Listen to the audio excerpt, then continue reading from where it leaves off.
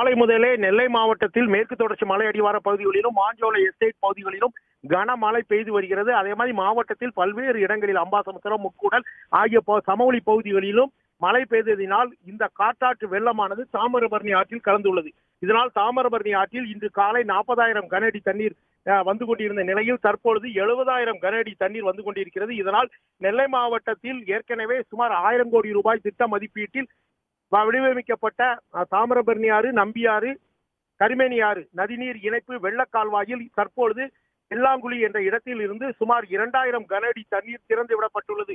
இந்த தண்ணீரானது நாளை அதிகாலை திணையூரணி என்ற அணைக்கட்டு பகுதிக்கு வந்து சேரும் என்றும் அங்கிருந்து கரிமேனி ஆறு, வடக்கு பச்சையாறு ஆகிய பகுதிகளுக்கு இருந்து வரும் உபரி நீரும் அந்த அணை பகுதியில் வந்து கலந்து அதிலிருந்து இந்த வெள்ள நீர் கால்வாய் மூலம் வறண்ட நாங்குநேரி மற்றும் ராதாபுரம் கால்வாய்க்கு சென்று அடையும் என மாவட்ட நிர்வாகம் தெரிவித்துள்ளது. மேலும் மேற்கு தொடர்ச்சி மலை பகுதிகளில் தொடர்ந்து மழை இருந்து வந்தால் இந்த வெள்ள நீர் கால்வாயில் அதிக அளவில் நீர் திறந்து விடப்படும் எனவும் தெரிவிக்கப்பட்டுள்ளது. தற்பொழுது நெல்லை மாவட்டத்தில் வந்து பாதிக்கப்பட்ட இடங்களை பொறுப்பு அமைச்சர் KN நேரு பார்வையிட்டு வருகிறார்.